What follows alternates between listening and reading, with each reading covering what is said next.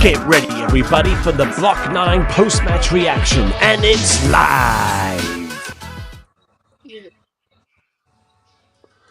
Yes, good afternoon, well, evening now, everybody.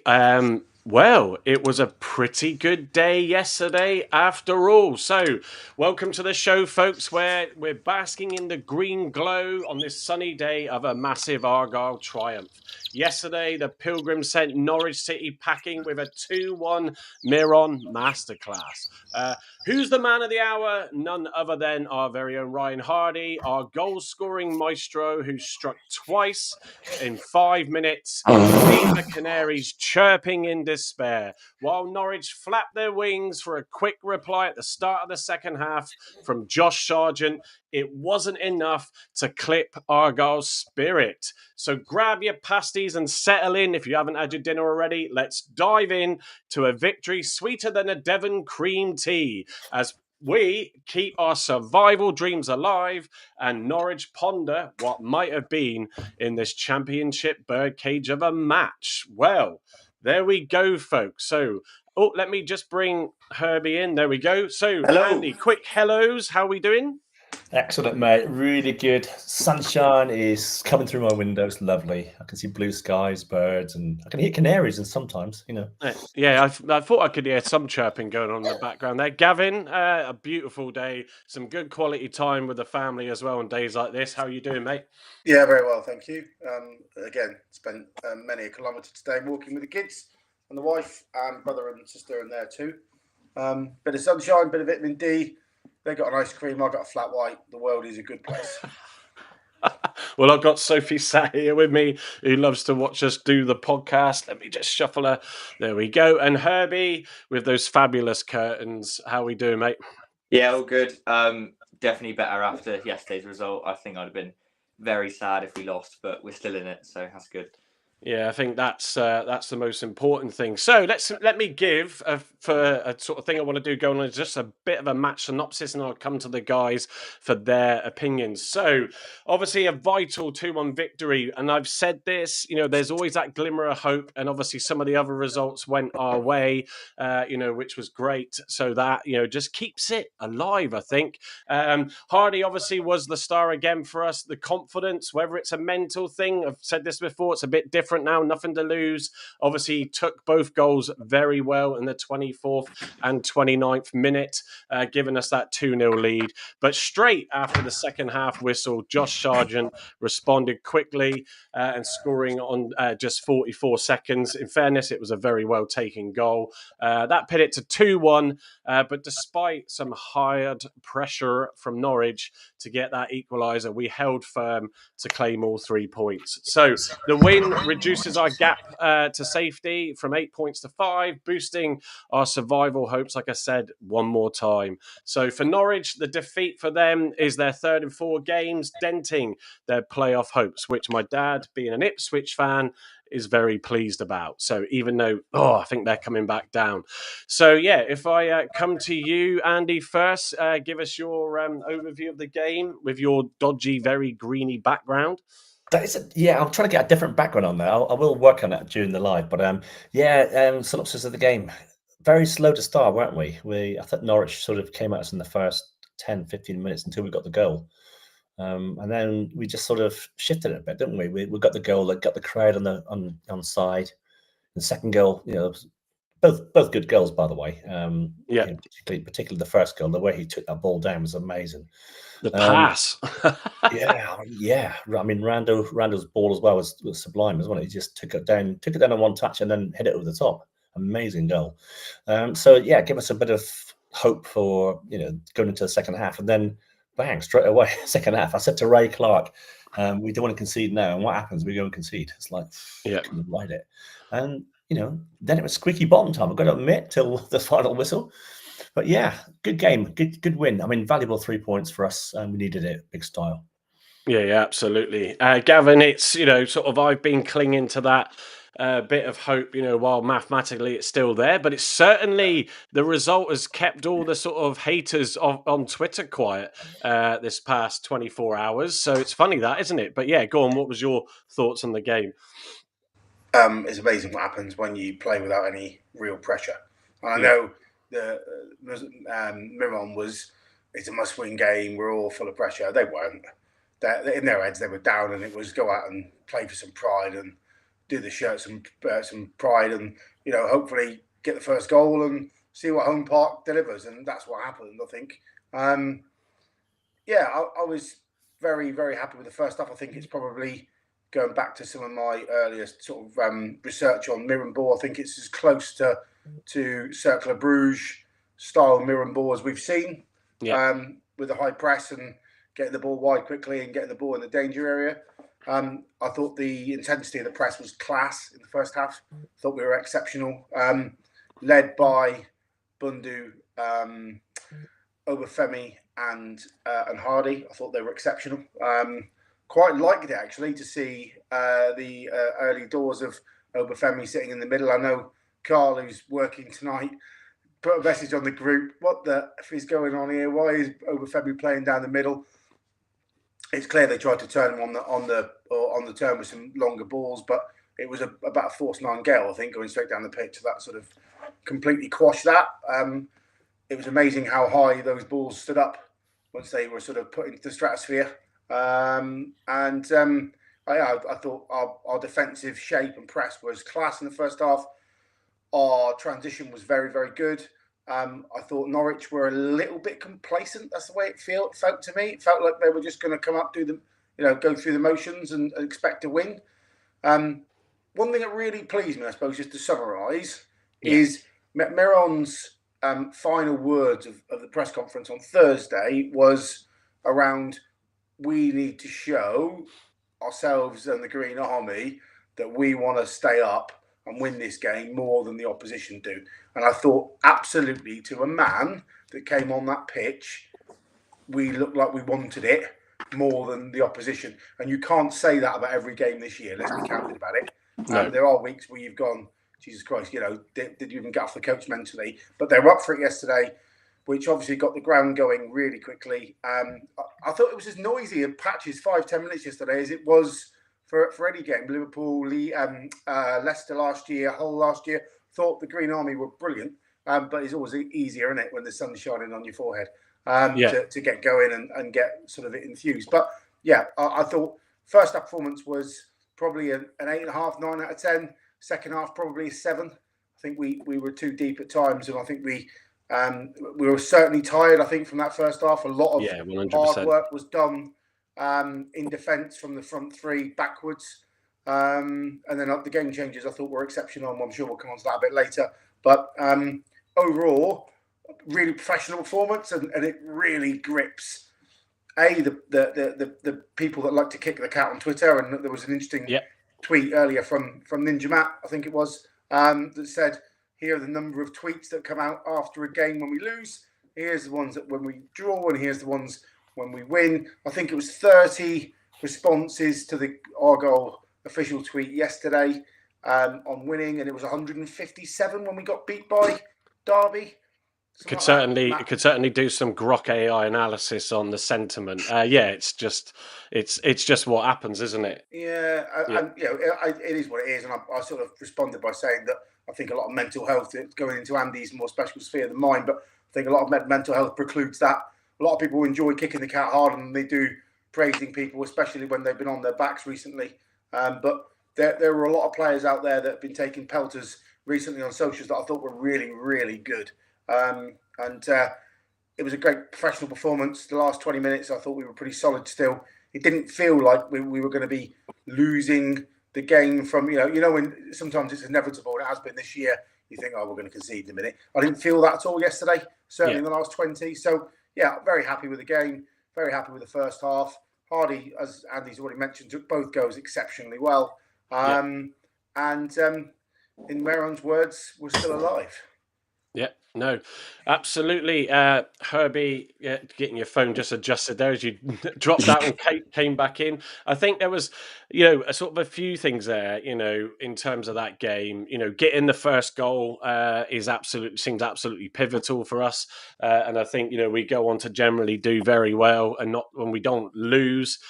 Tendency to that when we get the first goal, it shows how important that is. The confidence, the mental side of it, where it's like nothing to lose now. And, the sort of turning up at the ground, Herbie, I sort of looked around the stadium and thought, there's a few empty seats. It felt more than normal. Had some people given up. A few that normally family that sit in front of me weren't there, but I think that was just circumstance. Probably gone away with the half term. Steve, though, with Nathan, I think he's called his mate, joined, who's been watching our shows before. Had a good chat with him. But yeah, it was just one of those where, all round it was a very good display. And against Watford, we couldn't just quite get the points to win it there. But, it's positive, isn't it? And I mean, are you thinking get a win against, Swansea on Wednesday, and results could still be on, can it? Yeah, definitely. Well, back-to-back wins is probably what we need. So to win against Swansea, we're in with a chance as much as anyone. But I do, regarding yesterday, I actually think that we were 2-0 up yesterday, and I spoke to the guy next to me, and he turned around to me and said, I actually don't think we played that well. And to be fair, I've seen Argyle play better in the first half, and Norwich, I think, were really good in that first 20, 25 minutes, but we had one chance and we took it, and from then on, the crowd got behind, and the momentum of the players meant we went on and grabbed a second. And I think if we didn't score our first goal, we wouldn't have scored any, and I think it would have been a 0-0 display, or we would have lost. So it is all about taking that first chance and having a bit of luck in bearing the first chance. Yeah, I think it's certainly. I'm just going to sort of pull up the FOTMob stats screen, so hopefully you can all sort of see it there. The possession overall, it's rare that we see a 75-25 going in favour of the opposition, but it's normally around 70-30. So yeah, I think. I do recall us. The stats show total shots being to us, 9 versus 8. 8 versus 9 to them, but on target 4. And actually, I can go to, if I use this tool correctly, if I go to the early chance that we had by Katic, when the other side to this is we don't always take our chances. Against Watford, that was evident as well, where we could have, done something to win it. But in this game, we absolutely did that. And that on the left here, as you can see, was Katic's header at goal. We sort of started off really sprightly, but then after that, until Hardie's goal, really, it was all Norwich, wasn't it, Herbie? Yeah. Well, yeah, it was all Norwich until our goal. I remember Sargent had a great chance where he literally, it felt like he couldn't miss it. Yeah, look how close he is there, and he just completely spooned it and went in the air. And I remember looking around to people and thinking, hell, that was we got lucky there. But in a sense, for a team that's bottom of the league that aren't a better footballing side than 20 teams in the league, you need a bit of luck to go your way. You need that sort of stuff to go your way. But then also you need to be clinical in the chances you do get. And Hardie was definitely yesterday, and he really understood his role. And just going back to possession, I remember Gav on a live lounge earlier. Well, when we were doing about Cercle Bruges and Mueslich, his possession was over 50%. And we're getting, and I don't even think we've had 50% possession with him. No.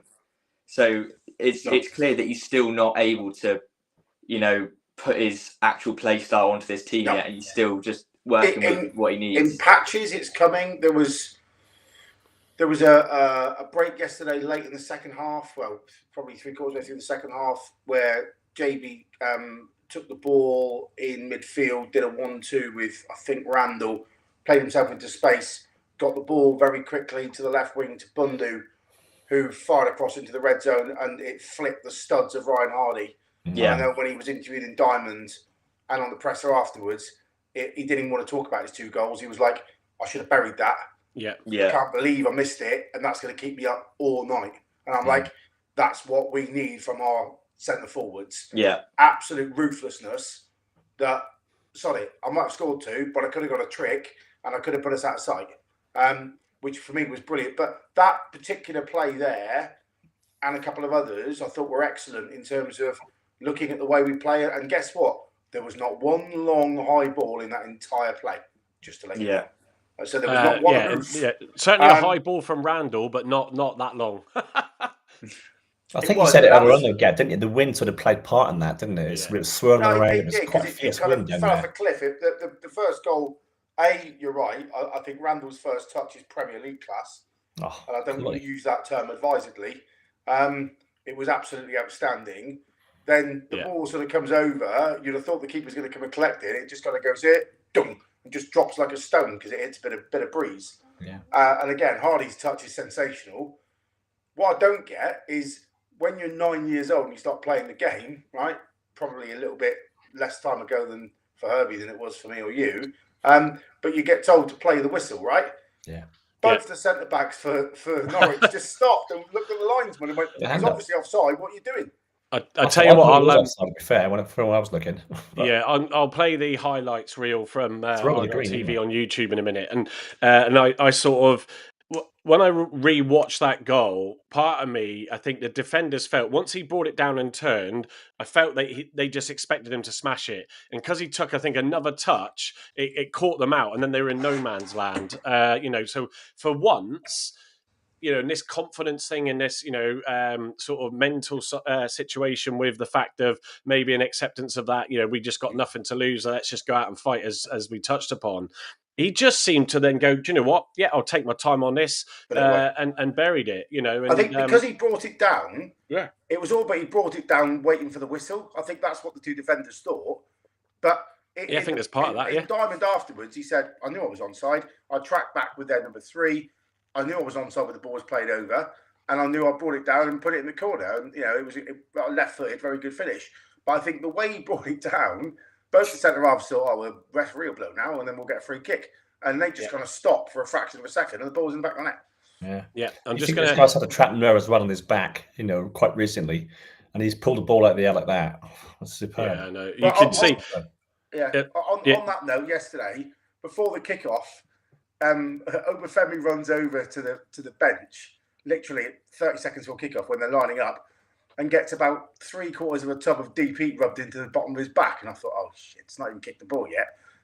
He obviously came through it, but I thought, surely he's not held together with sticky back plastic and a bit of sellotape either. But he seemed to play well. But you're right. I think that taking that ball over your shoulder, he must be back to full health, because if he wasn't, he'd have jarred there. We'll touch upon it in a minute in the second half, but he definitely was sort of struggling in the second half until. I think that was engine though, Mike, couldn't it? I think he was blowing out his backside, quite frankly. Yeah, I do notice when I watch the pre-warm up that he does take a couple of painkillers or tablets of some sort before, when they do the little kick around to each other, quick movement of the ball, pass and move. So obviously it is there a little bit. I just want to say evening to those that have joined us tonight. Obviously, it's a nice day. The Manchester derby's just finished 0-0, but we do have Ninja Matt in with us again. Says evening, guys. Good to see you all. Yeah, good to see you, Matt. Graham is in as well. Hi, back-to-back wins needed now. Something we haven't done. I know we have done that. We have done that. Yeah, we have done that, have we? We did. Yeah, we beat West Bromwich Albion 2-1, beat Liverpool 1-0, and then we beat Millwall 5-1. I understand. Well, there we go then. Yeah, fair enough. I might be wrong. That's all right. No, you're right. You're right. Ninja Matt earlier said 5 times more guys as a losing team. Do we actually prefer to moan at losing? It's so interesting to see. That's with regards to the social posts when Argyle lose, the haters seem to go quiet.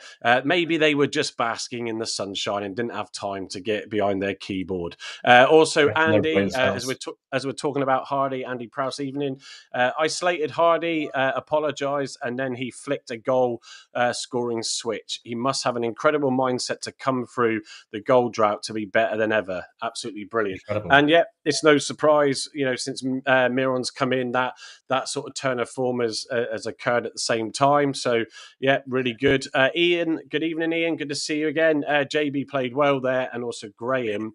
We'll come on to the lineup and the players in a second. Graham saying, thought JB's cameo performance, as he came on as obviously as a substitute, was the best I've seen from him. And that could be potentially, because he's played a lot of games, his way of saying, don't leave me out again. I must admit, I was a little bit surprised to see Houghton in the starting lineup. But it was good that when JB came on, there seemed to be actually timing perfect for the substitutions for once, the initial substitutions around that 60-odd minute mark, and then going in, to sort of like, just like Bundu even seemed to just get a extra sort of energy boost. He seemed to be lagging, and then suddenly the crowd got behind him. Do you know what I noticed yesterday? I don't know if any of you guys did, but the front three seemed to a bit like swans flying overseas. The tip of the V where you get all the pressure, or in this case not, they kept swapping. So Hardie would go at 9, the two boys would go wide. Yeah. Obafemi would go at 9, the other two boys would go up wide. Because if you look at those wide channels, I think that's why Hardie was blowing so hard. It was you're up and down. You're all but playing wing back, aren't you? But slightly further forward. So having a rest in the 9 channel, being the tip of the spear for 5-10 minutes, I think just gave all three of those front three players a real opportunity to get a bit of a breather. And that's why I think we kept 2 of the 3 of them on a bit longer than we normally do. Because it meant they had a little bit more in the tank, I think, which I thought was a really good tactic, because I think we've done that until yesterday. So, Voodoo, evening Voodoo. When is Ninja Mac counting Twitter replies? Well, someone has to do it, I suppose, if they've got too much time on their hands. Graham confirms he's saying in the league he meant the back-to-back wins. So West Brom and Millwall. West Brom, right. Unless Graham, you want to check now, but I'm sure Graham will. Graham will go. We had Liverpool in between, but I'm pretty sure we had 2 wins on the bounce against West Brom and Millwall, and I think they were both at home park. So anyway, it is just emphasising Graham's point. It's more important than ever to get another then back-to-back win. If we can go from the Watford hard-earned point away to then obviously beating Norwich and then getting a result against Swansea on Wednesday, who are a little bit hit and miss at the minute, could be really useful. Right, what I'm going to do before we go into the sort of players a bit more, because there's some few stellar performances there, let's just run the Argyle TV highlights of the game. I'll put the sound. I don't know if you'll hear it anyway, to be fair. But starting with that, I think, was that? Oh, no, yeah, Hazard. Great save. I don't know. This is only a 2-minute reel, so it's not the full reel. There's the touch. That touch there on Rando. And that one as well. That touch there. Time. Boom. Those touches.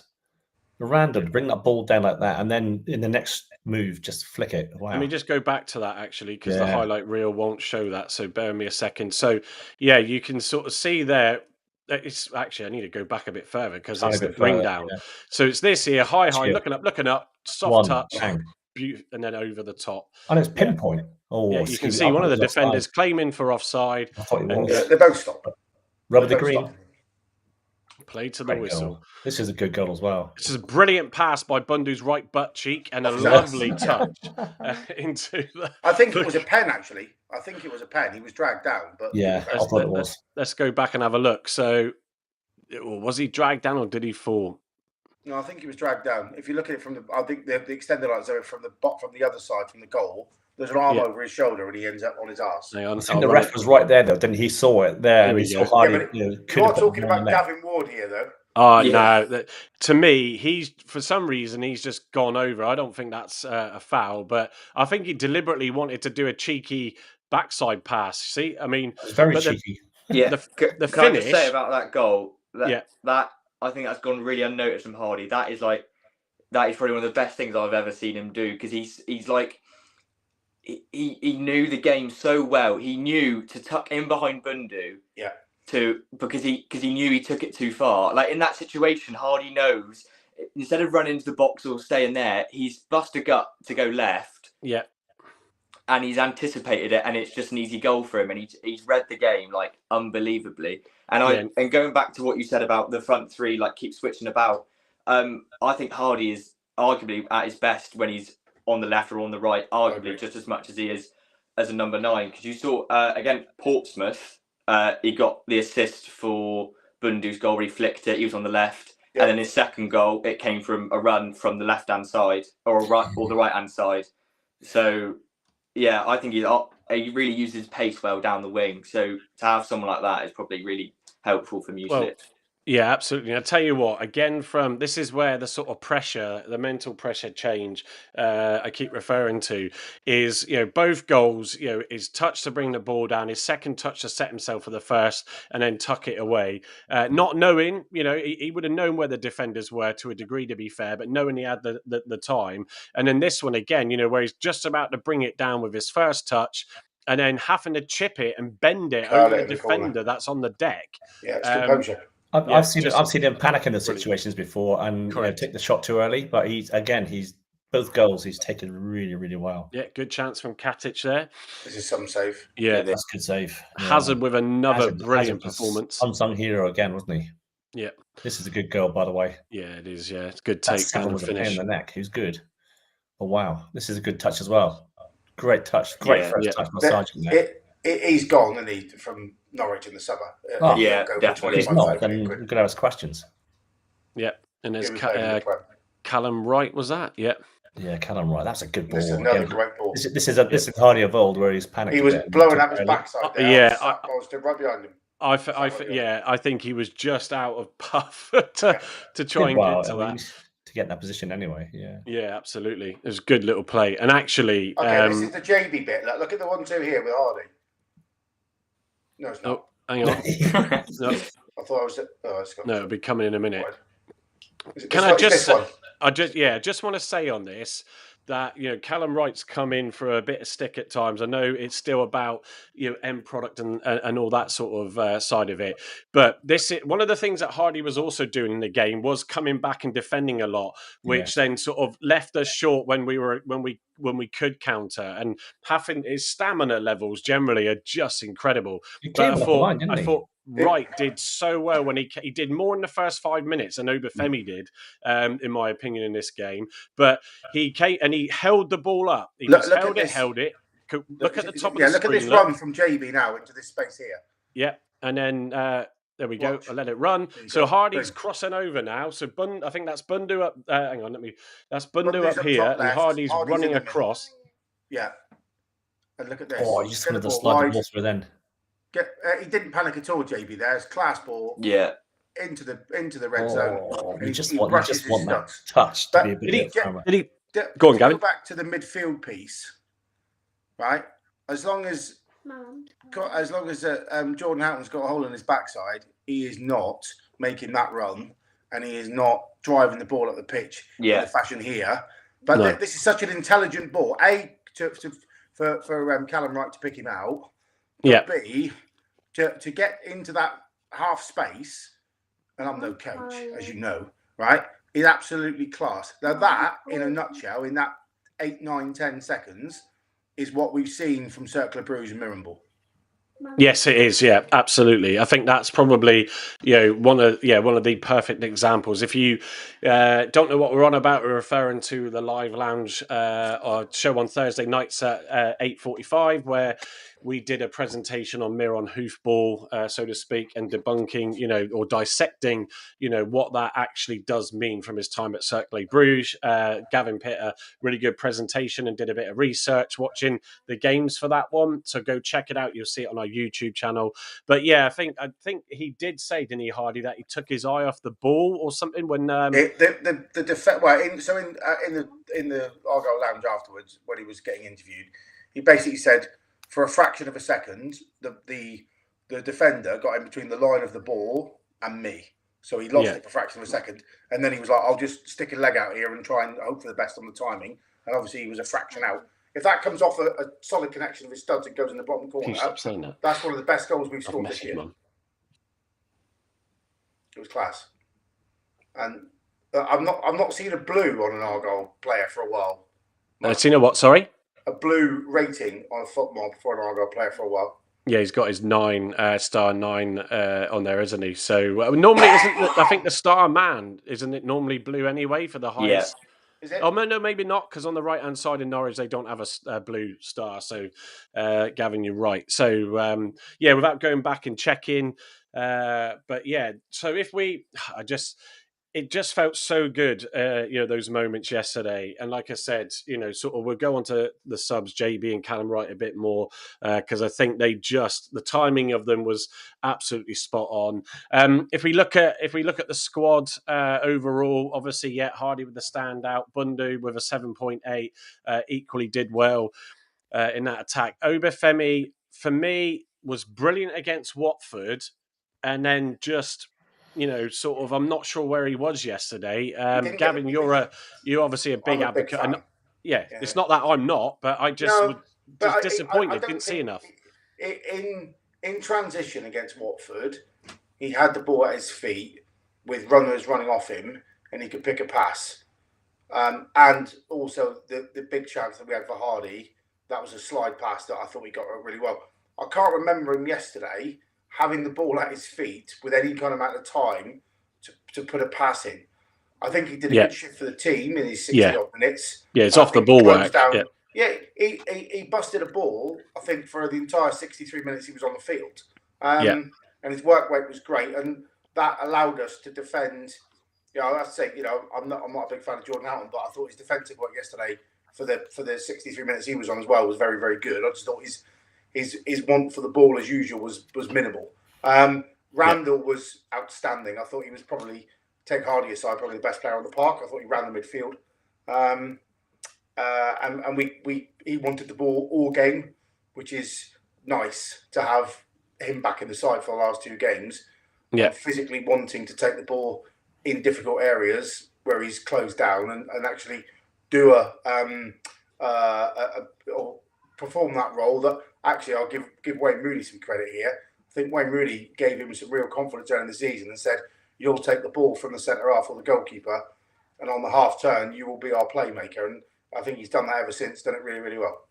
Yeah, no, absolutely. I think Herbie, sort of like when you looked at that starting lineup yesterday, did it surprise you seeing the likes of Houghton in the starting 11? Well, I always think, and I was speaking to loads of Argyle fans about it, that either starting Houghton or JB sort of shows how you're gonna start the game. Because obviously, Gav, you mentioned like the Houghton and JB sort of comparison. You said JB makes the run and Houghton wouldn't have done that. For me, I think that's like comparing chalk and cheese. It's like Houghton is very much like he gets the ball off better players and he gives it to better players. And sometimes it's simplistic, but it's sometimes what you need. Whereas JB can go in the midfield and go, right, let's attack now. Let's go and win this game. Let's go and get a goal. So you can sort of see that. So when you start Houghton, you think, okay, the midfield's going to be more defensive minded. We're going to be more compact in the midfield, and we're just going to try and hit on the break or try and hit the lines. Whereas if you have JB, and then who was there was one more change from, it was Mumba for Puhat, wasn't it? Yeah.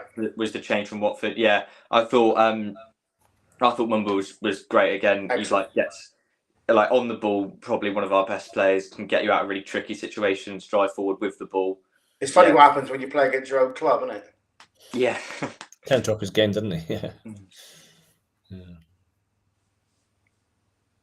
Trying to unmute myself, switching between two monitors to bring you stuff. So just on the substitutes quickly on screen, Darko JB for Jordan Houghton on 63 minutes.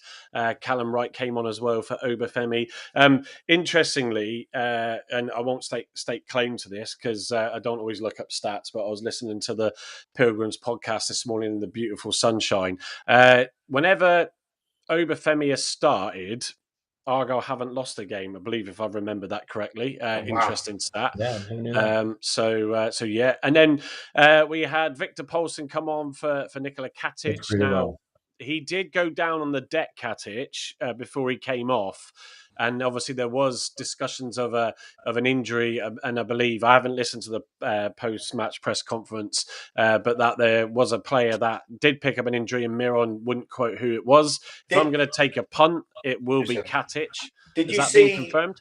Did you? Yeah. So if you about 3-4 minutes before he comes off, we get a goal kick, and we're 2-1 up, obviously, so we're not rushing. Katic sprints to the halfway line and covers his mouth like so, and has a 30-second conversation with Miron. Right. And I thought, he's taking liberties here because he's in the skipper at the moment. I thought maybe he was having a conversation around tactics, right? Yeah. Something he'd seen on the field or whatever, blah, blah, blah, blah, blah. And then 3-4 minutes later, up comes, Paulson was already in full kit with a bib on. Yeah, he was. Think, are we going to go now? Well, my initial thought actually was they were going to bring Matti Sarinola off because I thought he looked tired. They were going to move Katic to right back, and they were going to bring Paulson on and play a back four. That's what I thought they were going to do, right? And then compact the midfield a bit and have 4-2-3-1. Yeah. So that makes sense. And then over he comes and off he goes. And you think, he was obviously having a chat then about how he felt. And then obviously, I don't know if you saw the post-match press conference, but he basically said at half-time he felt a tight hamstring. They tried to haul him off. He told Miron, "Fuck off, I'm playing." So in the words of Miron, he's a seasoned professional. He knows his body better than we do. Out he went, but obviously he felt that was the time to haul himself off. So will he make Wednesday? I wouldn't like to bet against it. Yeah, no. If he's got a hamstring strain, I reckon he'll try and get through it. I don't think he'll be out for too long. If it's not Wednesday, I think he'll be back Saturday. Yeah, well, it's let's fingers crossed. But yeah, I did see him go down just before. Obviously, you got a great view of the dugout overhead where you sit, Gavin. So brilliant spot that. But yeah, Victor Poulsen did come on, and I thought Poulsen actually did really, really well as well. And then late in the game, 89 and 90th minute, we saw Freddie Azaka come on for Hardie and Joe Edwards on for Matti Sarinola. So he has been criticised for the timing of his substitutes recently. And I think, sort of that was perfect. We were having, sort of Norwich having a right go at us in that second half after getting the goal. We weathered the storm well. They didn't have any major clear-cut chances, certainly. But, it was just the fact that, we needed to freshen it up with some legs. And Callum Wright and Darko JB did exactly that. Yeah, as Matt is saying in the comments as well, the timing of the subs being yes, they were right. The right players, I should say. Just a brilliant managerial performance from Miron. You could also see that. Let me switch back to that screen. You could also see that in the celebrations at the end. He walked really up close to the Devonport and the Linders clapping as obviously all the players went off. So you could see he was like, do you know what? We're still in it. We are still in it. So for me, a sort of man of the match, and it sort of says it in the scores there, really. If Hardie hadn't got those 2 goals, was Randall. Superb. Just so much energy, so much desire and fight, in the game, and there was some really brilliant tackles that he played, late in the second half, which I think just you needed to do. And yeah, what a player Herbie he was yesterday again.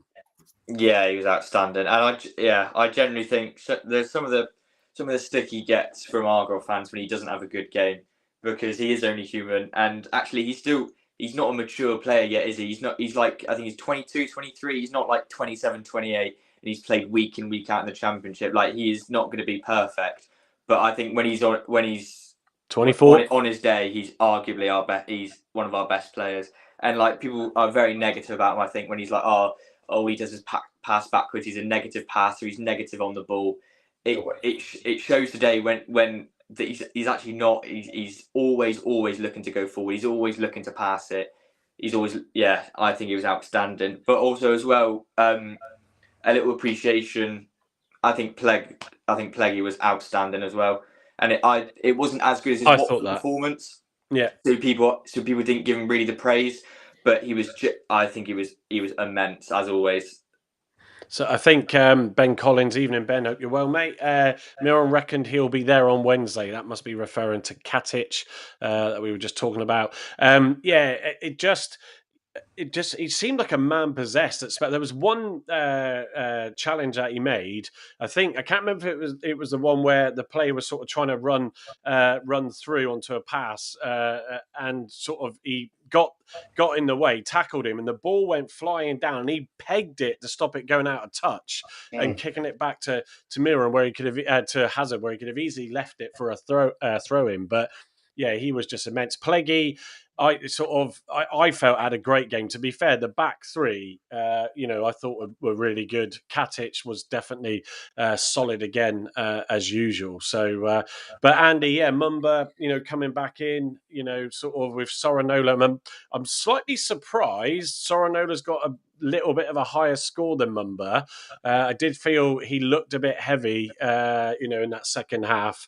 With the number 7, was it, of theirs that I think Science, was he was having a bit of a tussle. He was running him ragged, wasn't he? Yeah, but thoughts on the two wide men, the wing backs? Yeah, I thought Bad had a great game. This is one of his better games for us. He made a couple of mistakes, but didn't know most of them. Sorinola, like you say, he looked a bit leggy. He looked really leggy for some reason, and he was just like. Yeah, but he did his job, got up and back the field, but it just looked really sluggish. And every time Sands came towards him, it looked as though he was going to have to beat him all the time, And I suspect he's worked him out. I noticed he went down with cramp again a bit later on. But, played a lot of minutes. Yeah, played a lot of minutes. Both of them did really well. They did their jobs. That's what we want. That's what you expect from them. Support. I think with Mumba, Andy, it's sort of. He creates you. He can create you something, can he? He's always going to make a defensive error if you rely on him too much. In defence, he's always got that little sort of error in him. But sort of when you let him play and play creatively, that's where you're going to get the best out of him, aren't you? Yeah, he's got a great low sense of gravity as well. So when he's running at people, he likes to be on the floor a lot. Yeah, and twist and turn like a twisty turny thing, and he's really good at that sort of stuff. I actually thought in the first half? Yeah, the first half.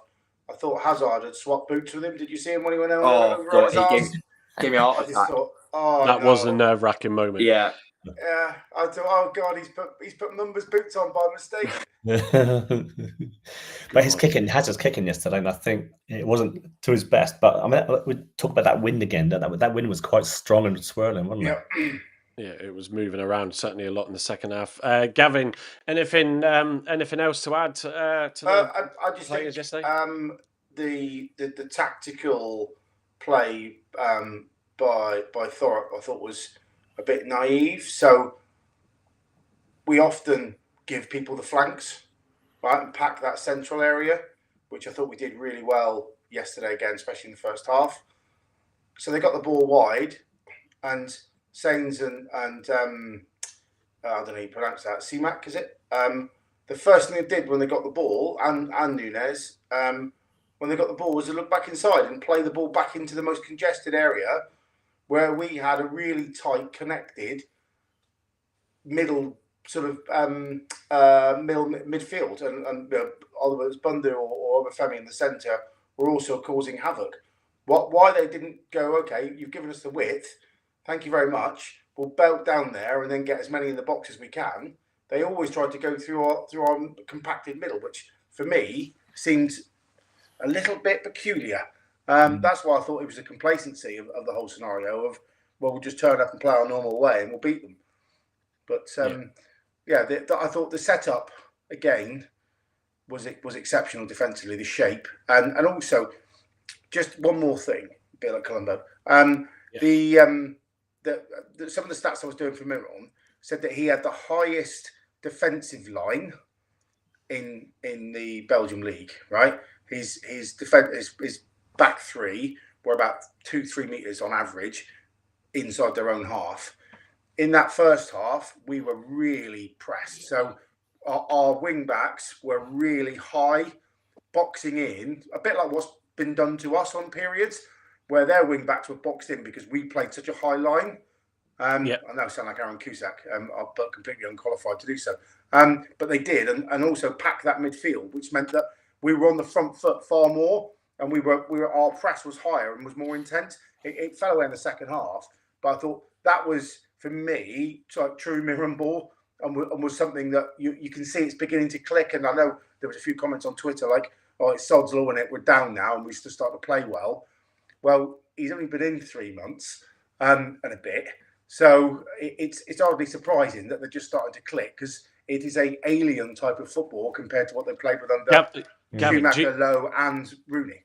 Yeah, do you think though, and that we sort of said this on the last couple of shows, that 2-week international break, could have been so important for many reasons, but certainly just to get time on the training pitch without having to think, oh, we got a game Saturday, we got a game Tuesday, we got a game whatever, and you just, and yes, the mindset, of sort of we got nothing to lose. You just felt that everything just came together a lot better. The starting 11, the way we played, yes, we gave them a lot of possession, and then the substitutes, the timing of that, the impact they had. The other sort of question, I suppose, is when we do get that 70-30 normally split of possession, in this case 75-25, is will teams adjust their style of play against us and try and give us more of the ball? But then could we be even more effective than if they do that? It's really difficult, and there was a really good stat from Twitter. I don't know who put it up, but the possession stats of the league, the top 6 possession stat teams, we've got to play 6 of them in our 7 games. Yeah. Which to me means, I think if we're going to get a quarter of the ball in the next 6-7 games, happy days. As long as our transition is accurate and we're putting chances away, which I think we will, and I hope we will. But I'm still not expecting us to stay up, by the way, right? I'll just make that categorically clear. I'm not getting excited here, but I've said all along, these last 8 games, now 7, is a bit of a pre-season for next year to work out who's staying, who's going, and whether they can start to play this type of football and show the fans, I suppose, a little bit of it isn't just Katic and Maxi wellying a ball 60 metres up the pitch and hoping that Bundu flicks onto Hardie and we get a goal. So yeah, on that basis, I think we're nearly there. It's starting to form, and you're seeing more and more of what I would believe from my sort of 4 or 5 hours now of watching Cercle Bruges. We're seeing more and more typical mirror and ball than we have, but that's only understandable, right? Yeah, you're right. There's been 2 weeks off on the grass, but there's also been more training sessions. It's muscle memory, isn't it? It's trying to get to play in a playing style that you're not used to, and to reiterate what I said a couple of minutes ago, Miron plays very differently from the previous 4 managers. And we've got a squad that plays that game of the previous 4 managers it pretty much exclusively, apart from maybe 2 or 3. So that's what we are. I've just, Ninja Matt's also just said, going forward, that high line is going to be key. More time, new players in pre-season gets us closer to it. Absolutely. I just pulled up the league teams, FOTMob stats. Yeah, average possession. Leeds with the most at 61%. Swansea at 58%. Will be interesting on Wednesday, as Gavin's alluding to, and obviously Norwich yesterday also on 58. So, if you scroll down there, Coventry are 1, another one as well, as are Sheffield United. So there are some. If you can get the full stats up, there we go. Middlesbrough, Coventry. Yeah. So we've still got to play all these guys, right? And that one below Watford, by the way, is Sheffield United. There you go. Yeah, so, top 10. The top 10, we've got to play 5, 6 of them. So it's only Preston who we've got left to play who isn't in those stats, which is, I think, really encouraging. And it just, I suppose, it emphasises when we say, oh, we're crap against teams around us. Yes, because they don't have the fucking ball. Yeah. If you look at some of the, like, let's say, for example, Derby at home, they have 35-40% of the ball. We have 35-40% of the ball. I kept saying to Roger Biami, who's the club stato for 20 odd years, Rod, what happens when the ball's for 20% of the game not with either side? Does it sit off the pitch, or where does that go? But I think we're right. We need clubs to come and press us and try and be expansive and play the ball along the back a lot and to keep possession and look pretty tippy tappy for us to win it, get down the flanks into the red zone and score. Yeah. Without Yeah, so- no, absolutely. broken record. Don't disagree at all. I think sort of coming into this sort of next game against Swansea, and I'll pull up your lineup in a second. I think it's going to be, I've never felt as I don't want us to go down, and I'm the one that, as Steve said to me, sat in front of me for the first time yesterday. He said, "You're always positive," and it's like, that's because of the type of character I am. But I did come to that acceptance after the Derby game, and mentally just said, do you know what? If we're down now, we're down. Accept it now. It will only be our own doing for end up going down if we do. But I just saw something at Watford, and then obviously, never really expecting to get a win away, and we could have done, and then the game yesterday against Norwich, who are fighting for a playoff place. I think they were one place outside it, and we get the win with some brilliant goals and a couple of other good chances. And that was the other thing, it was 4 shots on target. One was Katic header in the first minute, and then obviously the chance right at the end. And it's like, we would normally fluff so many of those. So great, the fact that we converted 2 of them, for me is it's a positive step that the lads can then take going into the Swansea game of, we're going to go at it again and see what we can do. Let's Herbie, think as well, Mike, right, where we got our first away win last season. Anyone remember? Swansea. Swansea. At Swansea, yeah. 1-0. Yeah. So It would have been in Cardiff if Butch hadn't put one in his own net from 65 yards. Yeah. Oh, excellent. Right. So just going to do a quick little breather for 5 seconds to just remind you all, obviously, about us. So we're the Block 9 podcast. So we've been bringing our show to you for this season of the Championship League. We do have our website. You can go to theblock9.co.uk and you can see all about us. You can also play our Championship Shootout. Yeah. You can capture... Yeah, our YouTube shows. I still haven't fixed the podcast thing. I need to get on here later. Let's go and see in our Championship Shootout game. So for those that have just joined us and not sure what is it he's showing us here. So I made a little game so you can just select your team. Obviously, you're never going to select anything but Argyle. And then you can go away and then have a bit of a blast. I'm going to deliberately die just to see who's top of the leaderboard. Ninja Matt.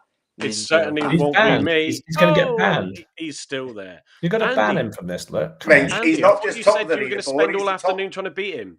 I've spent all week trying to beat him, mate. All afternoon. He's not just the top of the leaderboard. He's the top 10 of the leaderboard. He's exactly. absolutely pulled your pants down, Andy. I got to like 2,000 in that day. I thought, yes, come on, I'm getting. Oh no, 2,000. Oh dear. Matt, you have to how is that time to count tweets? I reckon he's hacked it himself. When he's the top 10 of the leaderboard, he's beyond Matt. You need to get a job, a more worthwhile job, Matt. I know you're an accountant, but Jesus, yeah, I think you must be overseeing the accounts, not doing them. So, and also just to give a plug to our merchandise. So, look to build on this. But yes, we had our first order. Yesterday, Friday actually, posted out to the customer yesterday. So I have to thank the wife for getting the mugs all finished off. So all done. How is your nan, by the way, Mike? Say again. I said, how is your nan, by the way? How is the what? Sorry, on one customer. How is your nan? That's what I was asking. Well, to be fair, I've got you. Andy's got his mug. Your mugs are all ready. I need to arrange to drop them to you this week, so they're all ready to go. Plus your additional 2. So Andy's going for the standard team mug, which just literally has it's this one here. Hang on, let me jump screens. If you don't want our ugly mugs, excuse the pun on it. So you got that, which just has the Block 9 on either side. They are really good size mugs, 11-ounce mugs. And they are fully microwave and dishwasher safe. And one of those is going to wing its way down to Arthur Sweet, my mate Sweeters. So you'll be getting one of those Sweeters. Yeah, no, excellent. Spot on. So yes, you can go on there and buy that. And we'll add some more bits to it as well. I've even mocked up one, but the wife did me a mouse mat the other day. So, stranger things have happened. And I didn't have an image for it, but if you look at our X account, you'll see I came up with action figures. That's the next big thing, isn't it? So yeah, absolutely. So so look, rugby kit, by the way. Let me just before I bring it up, Herbie, any last thoughts on that game yesterday before I bring up Gavin's lineup for the Swansea preview? Yeah, just always just sort of going back to how Mueslic set up and how the Norwich manager set up. It was like, I don't know, as much as I think I've said it before, I said it after Watford, as much as a fan base, we collectively, have a go at Mueslic for not getting it right.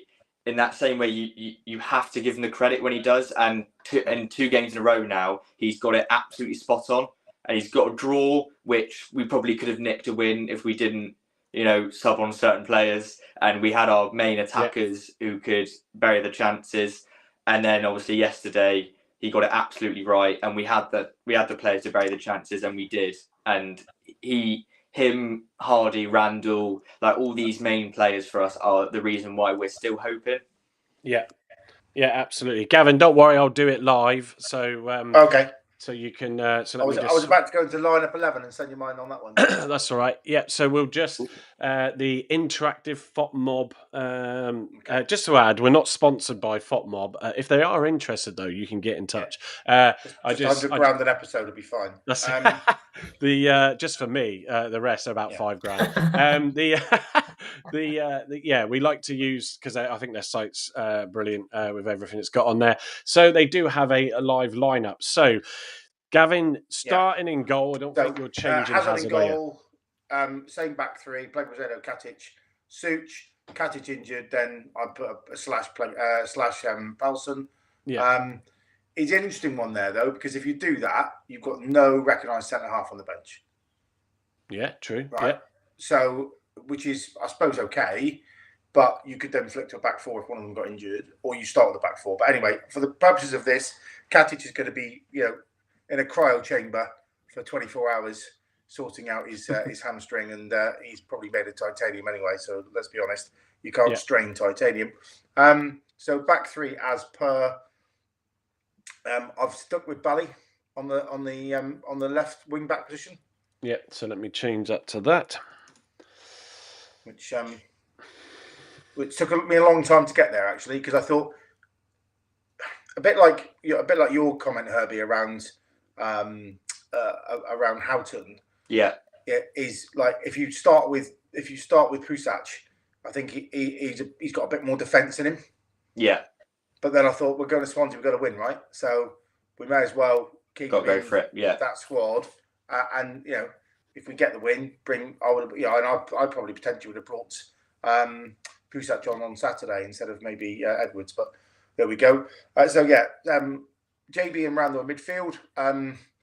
So you would start with JB in this game? I'd start with JB, and I'd have Boateng on the bench, and I'd rotate Houghton. Yeah, I want to pick that up after this, because obviously Beidou was missing on the bench, Al-Haj again, and Boateng again, which is interesting. So go on, carry on with the lineup. Serenola as per, and then front three as per. So only two change. Well, one change from Saturday, and that's JB in midfield.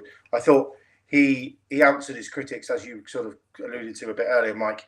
I think he answered his critics beautifully yesterday with his 30 minutes. He got vital interceptions. He made some good tackles.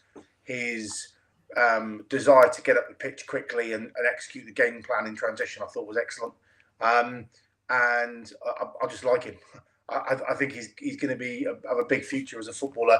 I'm hoping that we can convince him to stay here, because if we can get him for about £1 million, I think you're looking in 2 or 3 years' time for him to be somewhere between 5 and 10x that figure, which would be a great position for us to be in, to pass him on to a Premier League club.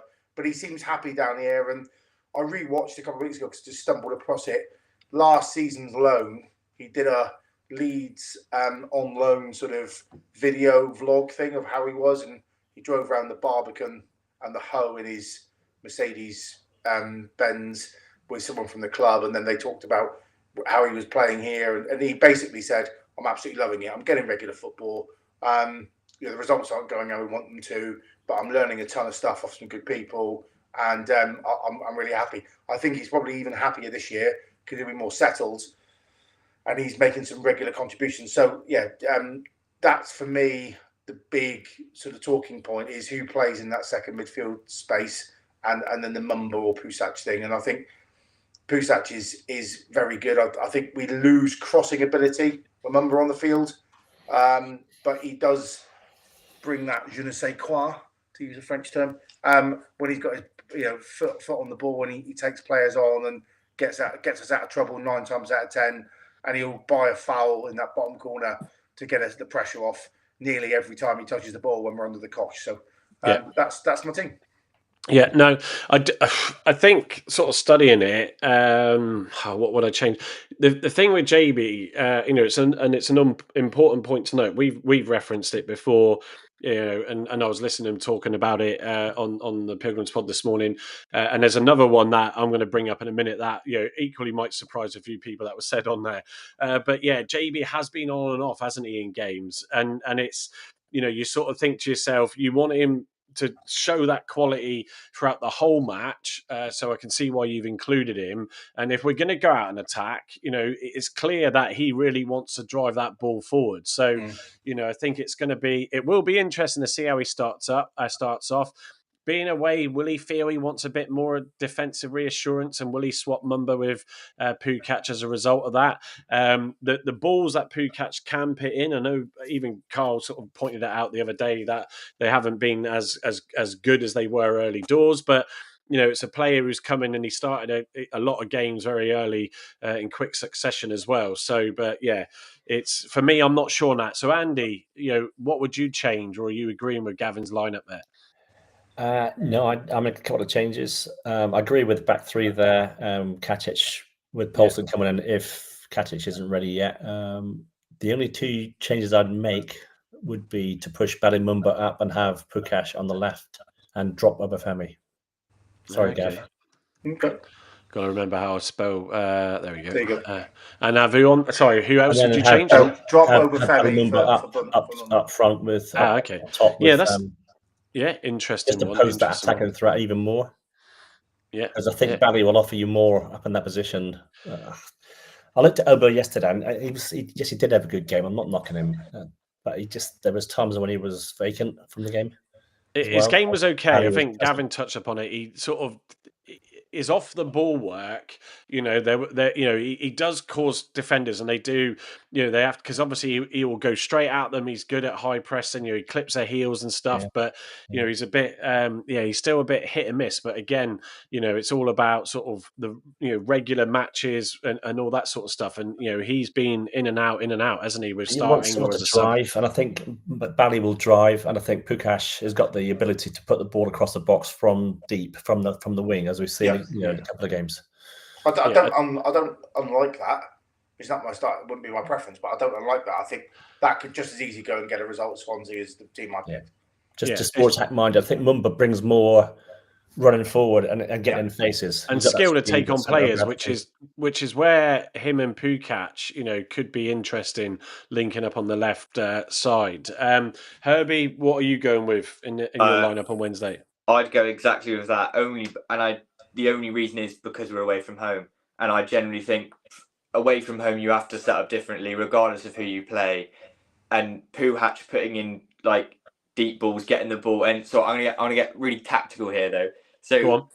So realistically, when Pukac has got the ball and he's sending it in deep, you want Hardie far right and you want Bundu in the middle. Yeah. And then you want Randall running in and then Sorinola tucking in centre mid.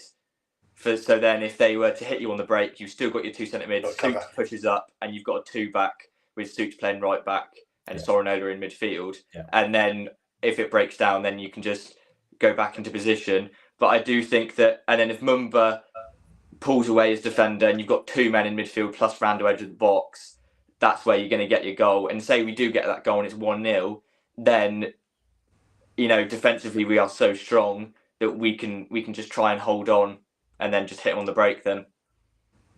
Yeah. One thing that front three does do is you've got 3 very different players. Yeah.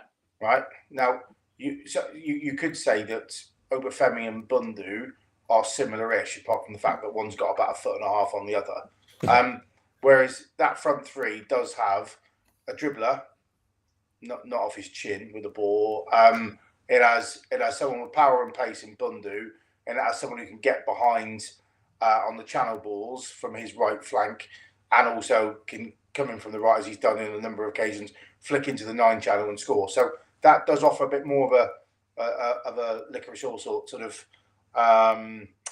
selection up top. It makes it a bit more dynamic, I think. Yeah, I think it's. I'd have Femi coming in as a sub, maybe near the end when tired legs are there and making an impact. He's got that. He's definitely got that. I think for me, I like the Mumba switch in there, to be fair. And like I said, I think Pukac, defensively playing away from home, you would probably go with him. So I agree with, Herbie, absolutely. The Bundu and Hardie just seem to be sort of working well together, and I think that's where... That's the two you can't really change, and obviously with the position switch, it does. It's always suited Hardie playing out in that wider position, and I think sort of going into it, I hope we are brave. As we pointed out just now, the stats, possession-wise, Swansea are right up there, in the league for that. So we just got to bide our time and just look, for those opportunities to go and attack, and as Herbie says, have the likes of Sorinola sort of tuck in just to sort of cover that back line, and just play with confidence, play with that aggression, to sort of really catch Swansea out. So yeah, I think that's a pretty good lineup. So yeah, I think as well, Randall running into the box is probably one of the most crucial things out of Bundu, apart from Bundu and Hardie, obviously. But because I don't know if this is something I've just picked up on, that he's got a hell of a leap on him. Like, he can jump high and he does win headers a lot. And I think the only time I've really seen him that leap of his help a goal was our first game back in the Championship against Huddersfield, and he won a header and it was a bit of a scramble, but he won a header over some 6'3" centre back, and then Whittaker scored and we went 1-0 up against Huddersfield, first game of the season. And that's sort of the only sort of time I feel like he's properly used his leaping ability to help us get a goal. So I'd like to see him do more of that, run into the box, back post. And we saw it yesterday as well, didn't we? He's got that precision pass. If he can get him on the ball, that one touchdown, that ball over the top to Hardie, it was precision. And it was, and to be fair, I don't know if I touched up on it earlier, but I think, was it Hardie that said sort of Randall, he knew what Randall was going to do, and so read the ball that was coming, and obviously led to creating the opportunity and scoring the goal. So it's fabulous. It was a brilliant goal. The thing I was going to say earlier, hang on a second, let me bring this up. So Michael Obafemi, I'm going to go around the room. Herbie, how old do you think he is? It's been about 31. Andy? 24. Gavin? He's 24. Yeah, he's in a nod. It was just when I was listening to the pod this morning, it was just like, you forget. I have to hold my hands up like Herbie. I thought he was late 20s, early 30s. So yeah, he was playing. He was playing Premier League football at 18, 19 for Southampton. Yeah, he's been about for ages. I thought he was way older because he was at Burnley, Southampton, when he. Well, he's had two stints in the Prem, Yeah, Swansea as well. That's when I think he played in the Prem for Swansea, and I remember that went to Burnley. That was the sort of first season I proper started watching football, 15, 16, 16, 17 seasons.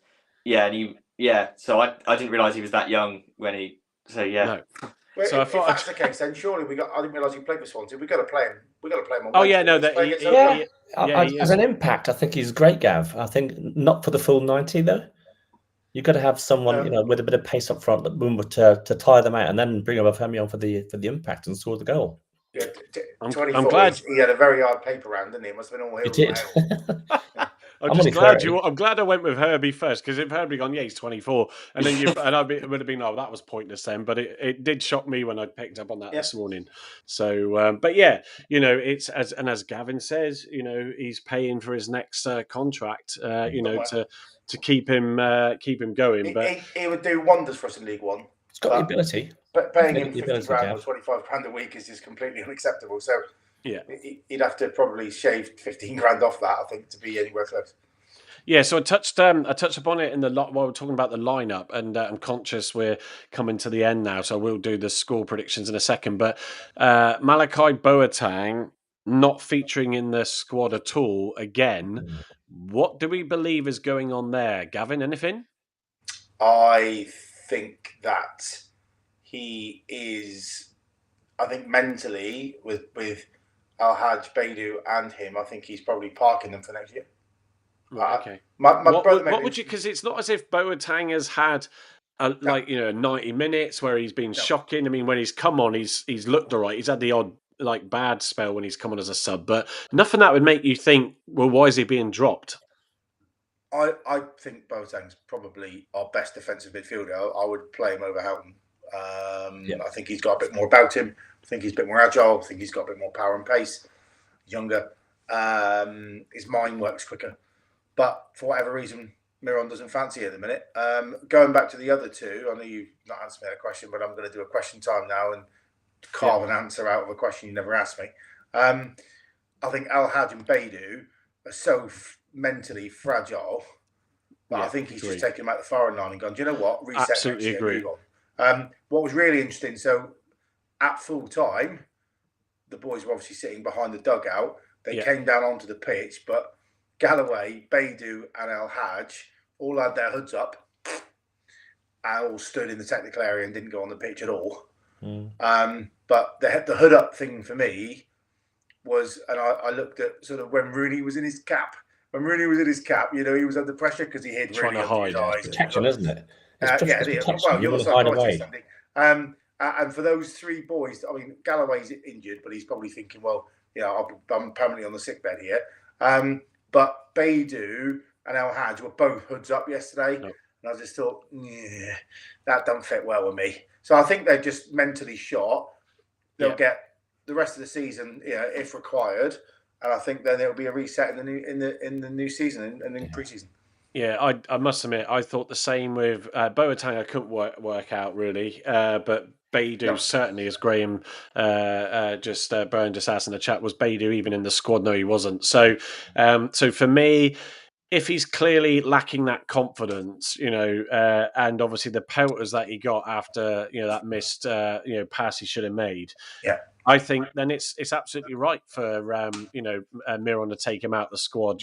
Keep him out of it and just say, look, we'll get you going soon. If there's games where if we're down and out and it's absolutely guaranteed he might play the last couple of games and come on when there's no pressure. But sort of while there's still a chance, and Miron would be looking at the players that he needs and that show that fight to come in, and want to get a result and win these last few games. And protect the player, and if that is what he's doing, then absolutely fair play and a smart move by Muslich.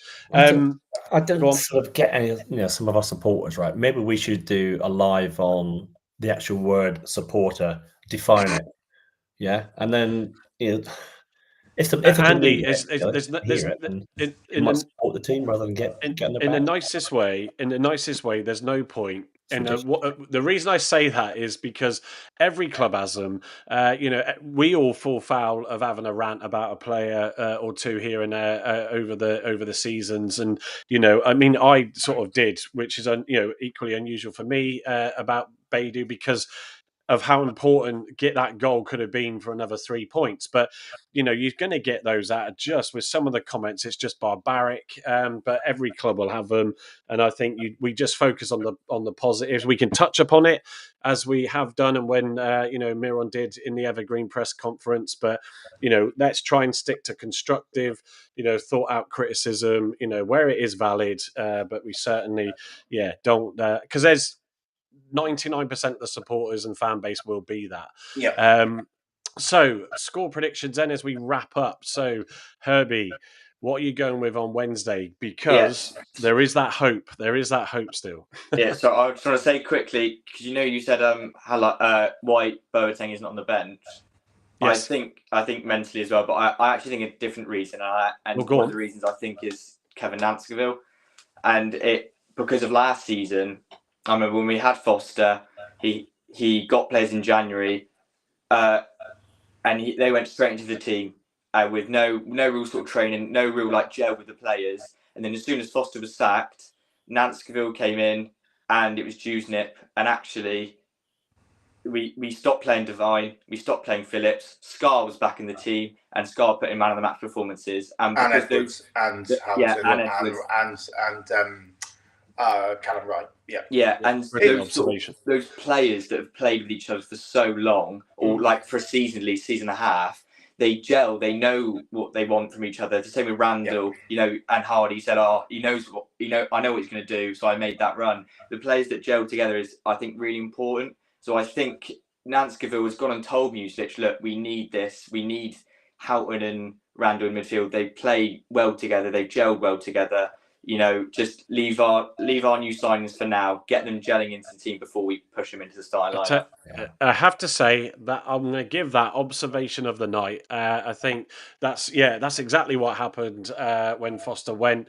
Go back to what you know and the players that you can do what. And as Gavin said in the Diamond, player interview that happens after the game, Hardie saying he's going to be thinking about that miss for his third all night.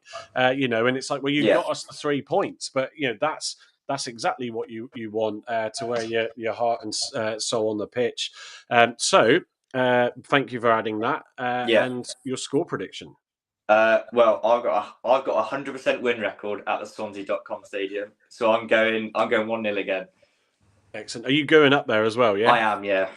Cool. Excellent. Andy, what are you going for? Okay, I'm going to go Swansea 1, Argyle 2. Yeah. Who's scoring first, though, Andy? Who's scoring? Hardie and Bundu. There you go. Okay. Yeah. Gavin? Yeah, I think 2-1's a sensible scoreline. I agree with that. I think in terms of scorers, I think there might be a Randall goal. He's due one, free kick or something. And if Pusach is not on the field and it is Mumba at left back, then Randall's back in the free kick stakes. I think we're due one, and I think a tiring second half. But it might be the throw of all throws to Gianni on late doors and getting a smash and grab 2-1. He wasn't used, was he, on Saturday? I thought he would come on actually, but he didn't. Don't put Sorinola on free kicks. That's what I'm saying. No, that was horrendous. Free kick. That was the biggest Aussie rules conversion ever. It's good. And Mucich went absolutely nuts on the touchline. I was right above him. He was, for about 5 minutes, he was just giving Matt Sorinola a stick. Yeah, and Sainz, to be fair, must have said something to him, because after the free kick, when they were running back for the goal kick, he was Sorinola was chirping in his ear. He was shoving him. They got quite feisty. Actually, if I can't be bothered to double check. I don't think there was a single yellow card in the game yesterday. No, there wasn't. Oh, was it? Who was that? Norwich player, was it? Remember, but there was one yellow card, and I think it was one yellow card. But Gavin Ward probably missed about 6, I think. Yeah, it wasn't an Argyle player. It was a Norwich player. He let it go for a bit, but I actually thought it was all right. There was a few dodgy decisions early in the game, but it was all right after that. So, okay, so Herbie is going up there on Wednesday, so it'll be good. We'll get another sort of eyes view with your post match, which I inadvertently forgot to pick your preview up. So you didn't.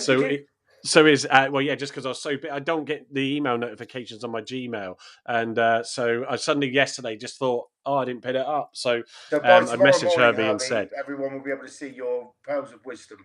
Exactly. Yeah. So we shall get the post match up, and then the Swansea preview. But it's always good to have someone at the ground. I know Harvey England tries to do that and come on where he can, but his shifts just don't work. So it'll be Herbie that will give us that on our Thursday live lounge. And also our better check, but if we're going to do a Sheffield United recording, or Gavin is, hopefully with one of the Sheffield United podcasts, so at 8, so we can do some of that as well and show that during the week. But other than that, thanks Herbie, Andy, Gavin for your company tonight. Everybody in the chat. What's your prediction, Mike? Thank you very much. What's your prediction, Mike? Come on. Say again, what? What's your prediction? You're bolling it. Oh, sorry. It's because I got my son's coming because we're about to go off and do stuff. So, right. Oh, tough 1-0 to Argyle. Hard fought 1-0. 1-0, That's what I'm 1-0, going 2-1, 2-1. So Okay. thank you well for done to keeping me in Carl order, and gents. Gavin, for getting the 2-1 prediction right yesterday. Yeah. Yeah. So Ben's going 1-2, so that'll be 2-1 to us. Anyway, thank you everybody for joining us tonight. Please give us a like, share, and a follow on our accounts. And we shall catch you for Thursday night's live lounge. Fingers crossed, it's another win, and the great escape is still on. Other than that, we shall catch you later, and thanks for joining us. Take care. Good night. Thank you.